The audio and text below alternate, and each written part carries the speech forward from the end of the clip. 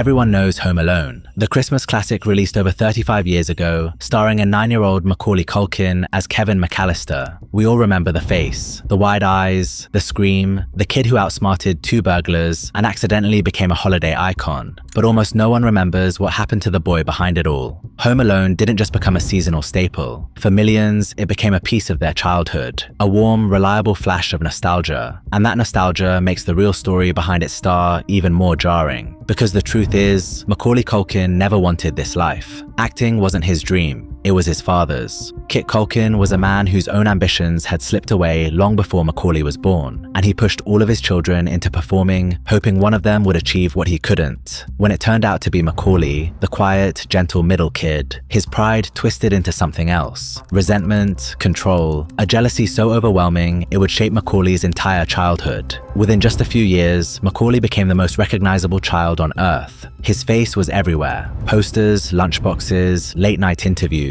He became a fascination for millions, including the most iconic pop star in the world. And then, without warning, he disappeared. No scandal, no public breakdown, no farewell tour. One day, Hollywood's golden child was simply gone. To the outside world, it looked like he vanished at the height of his success. But privately, Macaulay was suffocating, desperate for an exit from the spotlight, and even more desperate to escape the person who dominated every part of his life. And when he stepped away, Hollywood didn't chase him. Instead, the tabloids filled the silence with whatever sold: drug addiction, overdoses, homelessness, even rumors of his death. But the truth was stranger and darker than all of them. This is the story of how the most successful child actor in history became a prisoner of his own family, how Hollywood tried to finish the job, and how, against all odds, he found a way out.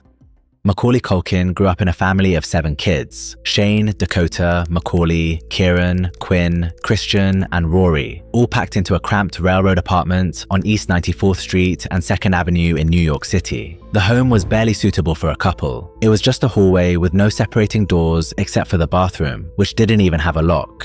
All 7 kids shared a single bedroom, with multiple bunk beds squeezed tightly against the walls. It wasn't the kind of place built for raising one child, let alone 7. But the Culkins kept having kids anyway. The poverty was real. Mac, as he prefers to be called, would even pick coins off movie theater floors just to help the family get by. It was no way to live, but his father had a plan. Kit Culkin's acting career stalled before it ever took off. The peak of his resume was being an extra in West Side Story on Broadway in 1961 and a minor part in Hamlet in 1964. Then came the moment that ended what little progress he thought he'd made. While playing Gloucester in an off-Broadway production of King Lear, he closed his eyes to stay in character after Gloucesters are gouged out. He got so lost in the performance that he didn't notice he was veering toward the edge of the stage. He fell into the first row, injured himself, and had to drop out of the production. He never recovered from the humiliation. Instead of letting the dream die, Kit shifted it onto his kids. His oldest son, Shane, was supposed to become the performer he never was, fulfilling Kit's lifelong dream and solving the family's financial problems. Mac was just dragged along. Friends of the family ran a small theater called the Light Opera of Manhattan, and whenever a production needed a kid, Kit would ask, "What age and what gender? We've got 7 of them right over here." The children were essentially used as stage props, but then something unexpected happened. Macaulay turned out to be really good, better than Shane, who Kit was actually trying to promote. Producers noticed him immediately. The timing, the expressions, the fearlessness. Even on the smallest stages, he stood out in ways Kit hadn't anticipated, and suddenly, the afterthought brother was booking almost everything he auditioned for. Kit's focus shifted entirely toward Mac, who started landing stage roles, TV spots, and small film parts throughout the 80s. And before long, he began getting real work. First came Rocket Gibraltar.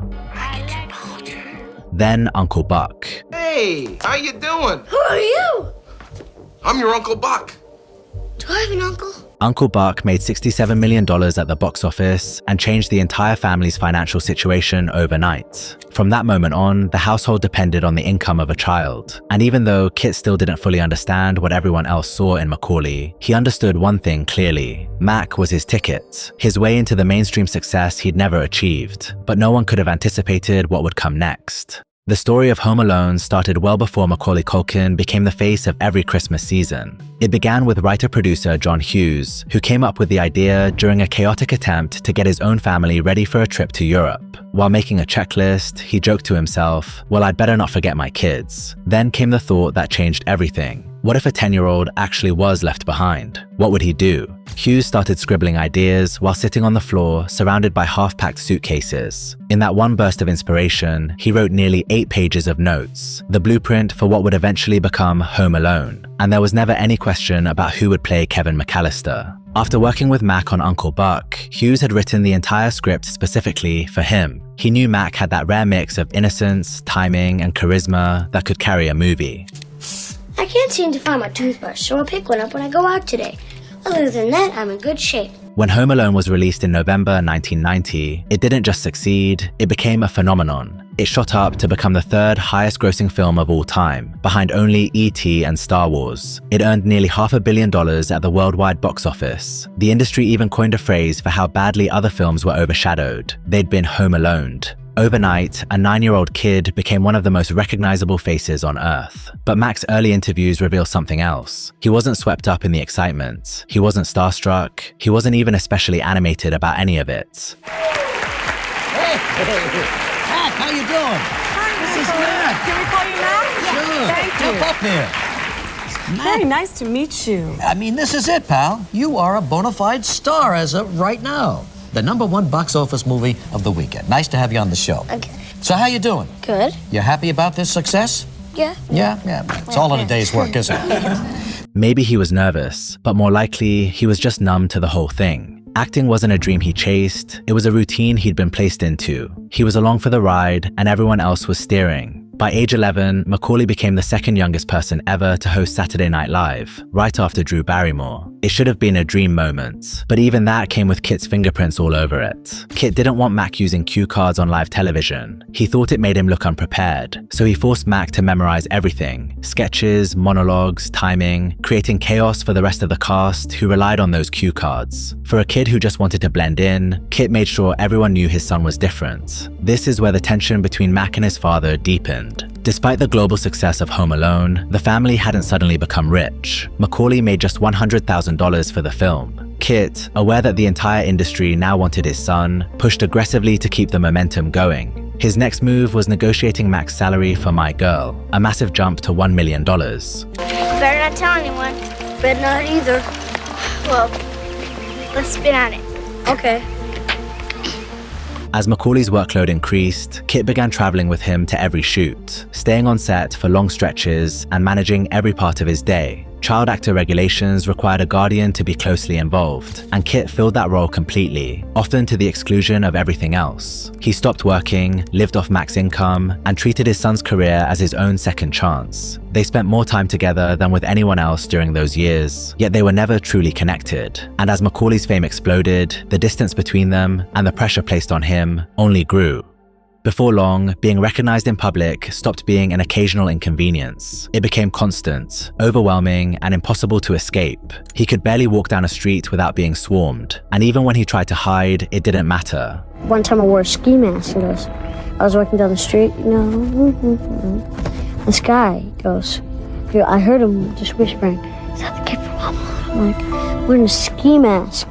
Boy, I better get my plans. I better get a facelift or something, Moments like these were all too common. To the world, he was the happiest kid alive, the face of the biggest movie on Earth. But inside, Mac felt isolated. His siblings couldn't relate to the kind of pressure he was under. Fame had pulled him into a world no one around him could understand, except for one person. Someone who'd lived a childhood that mirrored his in unsettling ways: Michael Jackson. Both Macaulay and Michael grew up with fathers who treated their children less like kids and more like instruments for their own ambitions. Joe Jackson pushed the Jackson 5 into superstardom through harsh discipline. The physical punishments, the relentless rehearsals, the constant criticism. Michael spoke openly about the fear he felt around his father, and Mac recognized pieces of his own life in those stories. Both were unusually talented. Both had their childhoods consumed by fame, and both, in different ways, felt resented by the men who depended on them. To Macaulay, Michael wasn't a superstar. He was the only adult who actually understood him. What Michael went through as a child, he had to grow up so fast that he related to what you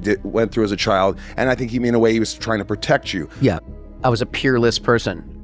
I was like nobody else in my Catholic school even had this much idea of what I was going through, or what he was the kind of person who'd been through the exact same freaking thing and wanted to make sure that I wasn't alone in that kind of He used to tell me that very few people besides Michael could really understand that kind of white-hot attention. As their relationship deepened, Macaulay's career milestones kept coming. Home Alone 2, Lost in New York, hit theaters in 1992 and became another massive success. Mac was paid $4.5 million, a staggering amount for a child actor at the time, and the film brought in almost $360 million worldwide. Critics initially complained it was a rehash, but over time it settled into the same holiday rotation and became a Christmas classic in its own right. We can steal all the kiddies' charity money.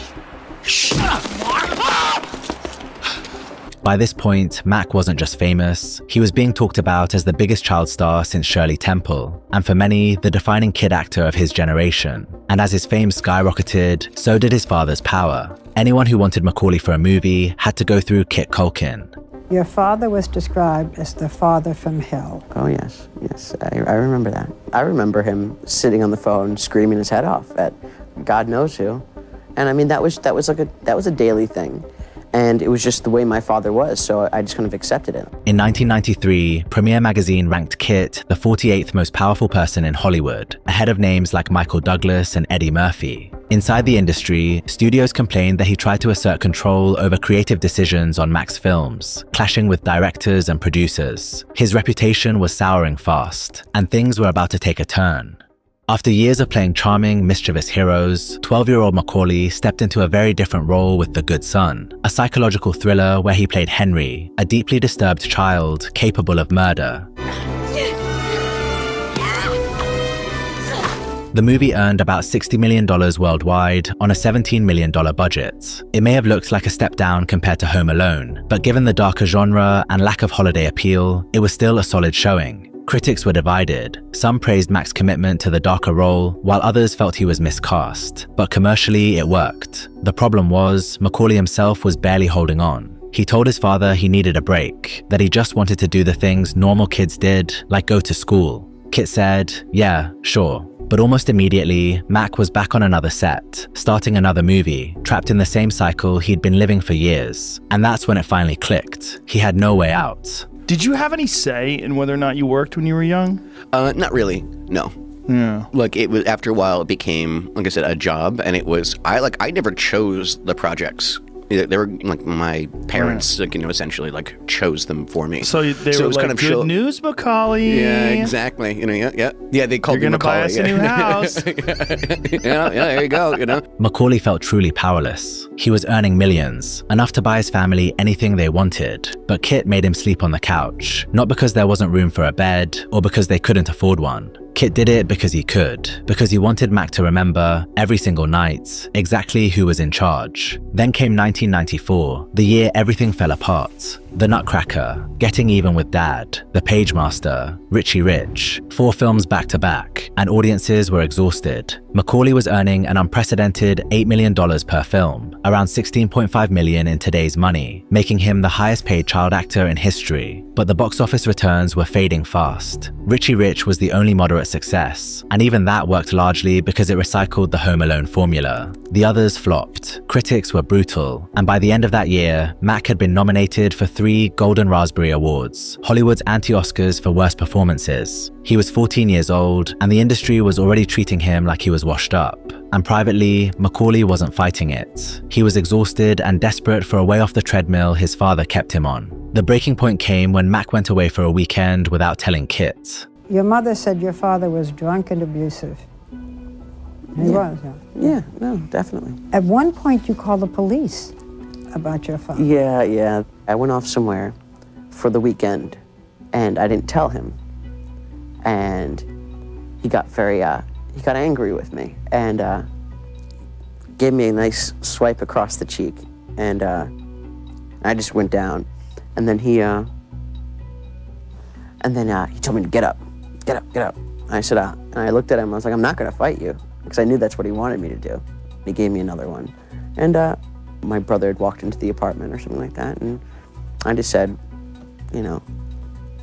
F you, I'm gonna, and I closed my door, locked it, called the cops on him. He wanted him to know that he wasn't going to let him get away with those kinds of things anymore. Macaulay's professional collapse turned out to be a blessing for him, but it was a disaster for his family. His parents' relationship had been crumbling for years, held together only by the money Mac brought in. Now that the roles were drying up and the income was slowing, there was nothing left to keep them together. In 1995, Macaulay's mother, Patricia, filed for divorce and full custody of the children. What followed was a brutal, very public custody battle that dragged on for 2 full years. Mac's life became tabloid fodder. Photographers camped outside their apartment. Reporters shouted questions at him on the street, and every detail of the Culkin family dysfunction was splashed across newspapers and gossip shows. That's when Mac learned things he'd never known. His parents were never married, and his trust fund was reportedly worth $50 million. They'd hidden a lot from him, and it soon became clear that both parents saw custody not as a question of love, but as a question of control. Whoever had Mac had access to his fortune, and Mac could see it playing out in real time. Patricia was draining her resources fighting Kit in court, and Kit was using every ounce of power he had left to maintain his grip on the one true asset he'd ever had, his son. Mac didn't want to live with his father, but he also didn't want to keep being the prize in a fight between his parents. So at just 15 years old, he made a decision that would change everything. He petitioned the court to remove both of his parents' names from his trust fund. It wasn't emancipation. He didn't sever ties completely. He simply took them out of the financial equation and appointed an independent executor to oversee the money. From there, the legal battle lost its fuel. On the final day of the trial, after 2 years of bitter warfare, Kit Culkin didn't show up.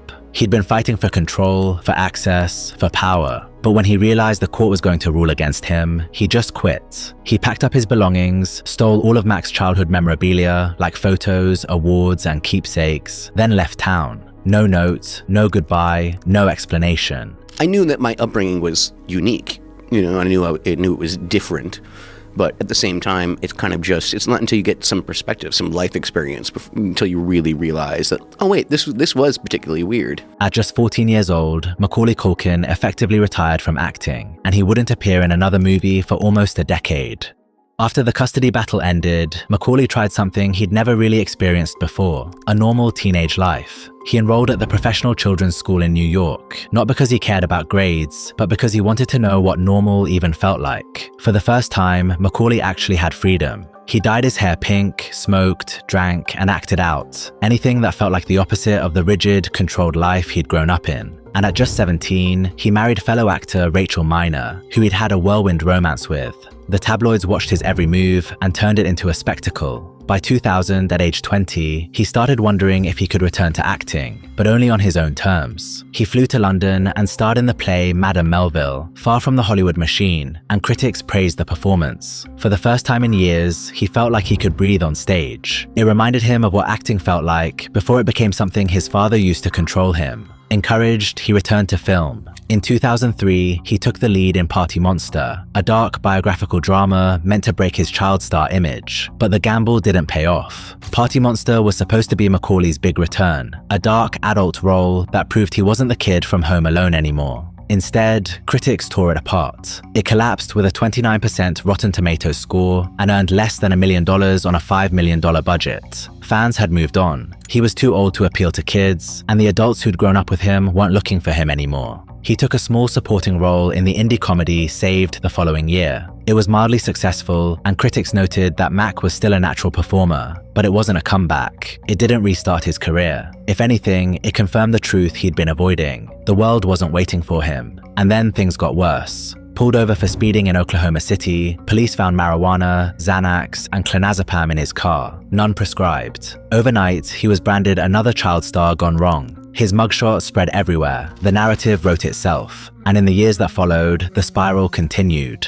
After 4 years together, Macaulay and his wife Rachel Miner divorced. Soon after, he began dating Mila Kunis. Their relationship was almost completely private. No red carpets, no press, no Hollywood circus. They'd both grown up under the same pressure, understood fame at its worst, and leaned on each other quietly for support. But while his personal life had some stability, his career didn't. The failed comeback, the bad press, the arrest, it all added up, and Hollywood lost interest. Mac felt completely lost and unsure of himself. Then, in 2005, he received a call for help from an old friend. Michael Jackson was facing the most serious accusations of his life: child molestation.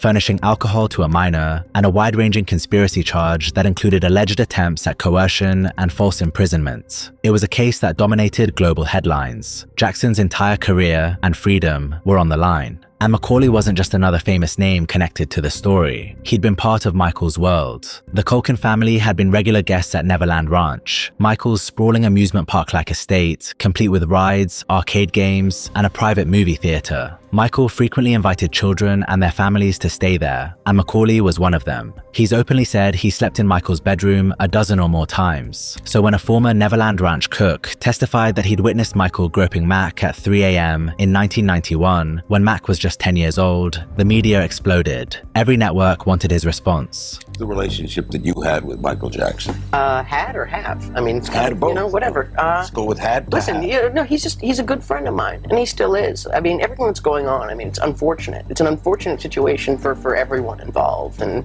what happened at the house? That's what all these things it's, are people that's concerned what's so about. weird, What did happen? Nothing happened, I mean, nothing really. I mean, we played video games, we played it at his amusement park. Well, the thing is with that whole thing is that, they go, oh, you slept in the same bedroom as him. It's like, I don't think you understand. Michael Jackson's bedroom is 2 stories. And it has like 3 bathrooms and this and that. So when I slept in his bedroom, yeah, but you have to understand the whole scenario. Once he was named publicly, Macaulay made a decision. He would take the stand. Just before testifying, he ran into Michael in the courthouse bathroom. They hugged but didn't speak. They couldn't risk the appearance of coaching. Then Mac walked into that courtroom and told the jury exactly what he told the world. Michael Jackson had never touched him inappropriately. If he had ever seen something wrong, he wouldn't hide it. His testimony helped undermine one of the prosecution's key themes. And 1 month later, in June 2005, Michael was acquitted on all counts. For Mac, Michael had been the only adult who treated him like a kid instead of a product. And when the world turned on him, Mac stood by him. Although it thrust him into headlines, the trial didn't change Mac's career. It only reminded Hollywood how far he'd drifted from the spotlight. He told Time magazine, "I don't know where I fit in Hollywood anymore. I'm the most out-of-work actor I know." He even considered quitting entirely to pursue sports management. In 2006, he released a semi-autobiographical novel called Junior, a stream-of-consciousness attempt to process everything he'd been through. He said he hoped people wouldn't think he was crazy. He just needed to make sense of his childhood. For a couple of years, Mac drifted. He had Mila, he had stability, but he didn't have purpose, and that fragile balance was about to collapse. In 2008, everything changed. Macaulay received the kind of call no one is prepared for. His older sister, Dakota, had been walking home from Brennan's Bar in West Los Angeles when she was struck by a vehicle. The driver stopped immediately and tried to help. She was rushed to UCLA Medical Center with severe head trauma, but despite every attempt to save her, she passed away on December 10th. Dakota had always stayed far away from the spotlight. There are barely any public photos of her, and that was intentional. But her death devastated the entire Culkin family. And for Mac, it created a wound he carried for years. The tragedy marked the beginning of the darkest period of his life. Public photos of Macaulay became increasingly alarming. He looked thin, exhausted, and deeply unwell. Major outlets pushed reckless stories claiming he was addicted to heroin and that he only had months to live. None of it was backed by evidence. The tabloids saw a wounded man and an old drug arrest record and built an entire child star downfall narrative. It was a kick in the teeth for Macaulay, who was at the lowest point of his entire life. He couldn't sleep. He couldn't eat. He couldn't find a reason to get out of bed. And then came another blow. In June 2009, Michael Jackson passed away. The man who had understood his childhood better than anyone else was suddenly gone. For Mac, it felt like the ground was collapsing beneath him. His family, his public image, and now one of the closest friendships he'd ever had, gone. 2 years later, in 2011, he and Mila Kunis ended their 8-year relationship. The details were private, but Mila later admitted she had handled the breakup poorly. Whatever the reasons, the timing only deepened Macaulay's sense of isolation. The darkness hung over Macaulay for years, but eventually he began to pull himself out. In 2013, he started a comedy music group called the Pizza Underground, making pizza-themed covers of Velvet Underground songs. On their first tour, they were booed off stage in Nottingham after 15 minutes, but Mac kept going. touring the US and Europe for 2 years. It was messy, weird, and intentionally ridiculous, and it was exactly what he needed, a way to laugh at himself before anyone else could. That same year, he left the chaos behind entirely and moved to Paris. What was it that brought you to Paris? Well, the food sucks, the wine's terrible, and the women are ugly. But otherwise, it's fantastic. Yeah. No, it's like it was an agreeable lifestyle. I had a bunch of friends out there. They were always asking me, when are you going to move to Paris and when are you going to learn French? He took the plunge, and for 4 years, Mac lived quietly in France. For the first time since childhood, he felt normal. People recognized him, but they didn't care. He could walk down the street, sit in a cafe, blend in. There were no paparazzi and no tabloids. Paris gave him space to heal without the world watching. The thing that eventually pulled him back to the States wasn't career-related at all. It was Brenda Song. The two met while filming Changeland in 2018, a small indie project Mac took on for fun. Brenda, best known as London Tipton from The Sweet Life of Zack and Cody, connected with Mac instantly. Mac thought the relationship was too good to be true. He genuinely expected her to leave, like others had, but she didn't. They got engaged, and they've been together ever since. For years, Mac insisted he'd never have children. His upbringing was too traumatic, too heavy. But in 2021, Brenda gave birth to their son, Dakota, named after Mac's late sister. In 2022, their second son, Carson, was born. Becoming a father changed him.